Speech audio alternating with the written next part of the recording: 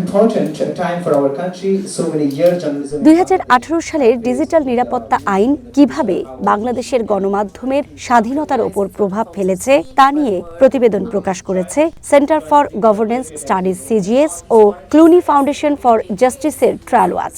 সকালে রাজধানীর একটি হোটেলে আনুষ্ঠানিকভাবে প্রতিবেদনটি প্রকাশ করে সিজিএস।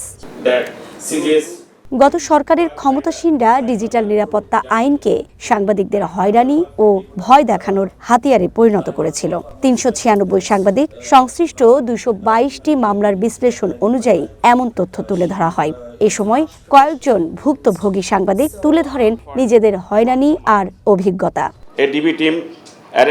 2019 সালের 9 মার্চ ঢাকা থেকে ডিবির একটি দল আমাকে গ্রেপ্তার করে। তারপর তারা আমাকে একটি গাড়িতে তুলে কালো কাপড় দিয়ে চোখ বেঁধে বিমানবন্দরের পেছনে নিয়ে যায়, ক্রসফায়ারের হুমকি দেয়। সে সময় আমি আতঙ্কিত হয়ে পড়ি। আমার সারা শরীরে ঘাম ঝরতে থাকে। মাহিন একমাত্র মেয়ের জন্য আমি আমার জীবন ভিক্ষা করতে থাকি। তারা আমাকে 2 দিন ডিবি অফিসে আটকে রেখে তারপর আদালতে পাঠায়। আদালত আমাকে 3 দিনের রিমান্ডের আদেশ দিয়ে কারাগারে পাঠায়। ট্রায়াল ওয়াচের জ্যেষ্ঠ প্রোগ্রাম ম্যানেজার মানিকা খান্না বলেন, ডিএসএ আইনটি মামলার বিরুদ্ধে কার্যকর কোনো সুরক্ষা দেয়নি।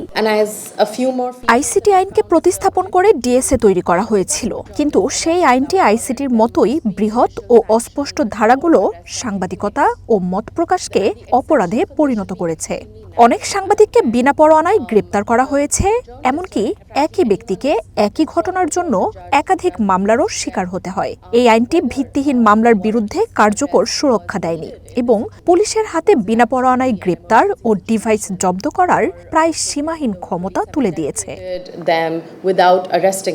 সুপ্রিম কোর্টের সিনিয়র আইনজীবী সারা হোসেন বলেন, আগের মতোই যদি এখনো একইভাবে সাংবাদিকদের মত প্রকাশের স্বাধীনতা না থাকে তবে সেটা চ্যালেঞ্জের হবে। আবার নতুন করে অনেকে সেই ব্রিটিশ আমলের দণ্ডবিধিকে আবিষ্কার করছেন, যেখানে ধর্মীয় অনুভূতিতে আঘাত হানার অপরাধ আছে, যেখানে এনমিটি বিটুইন কমিউনিটিজ এরকম অপরাধগুলো আছে।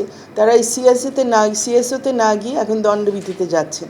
তার সাথে যেটা কি অ্যাড করছেন, আধুনিক এবং একই সাথে মধ্যযুগীয় একটা পন্থা, মব দিয়ে আপনি গিয়ে মামলাটাও করছেন। মামলাটা যাতে ঠিক মতো না চলতে পারে, নিজের মতো যাতে না চলতে পারে, জোর জবরদস্তির কারণে অন্যদিকে যাতে চলে যায়, সেই ব্যবস্থা আমরা দেখছি। রিসেন্টলি তো আমরা দেখেছি ওই যে বাউল মহারাজের ক্ষেত্রে দেখছি ইনফ্যাক্ট এই মুহূর্তে।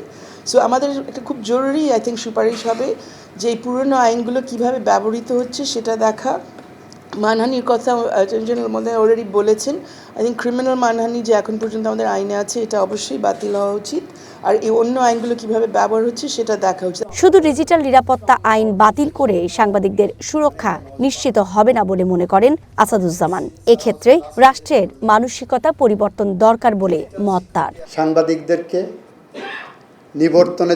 নিয়ন্ত্রণের জন্য আকাশের সব রকম তারার মতো আইনের ধারা প্রয়োগ করা হয়।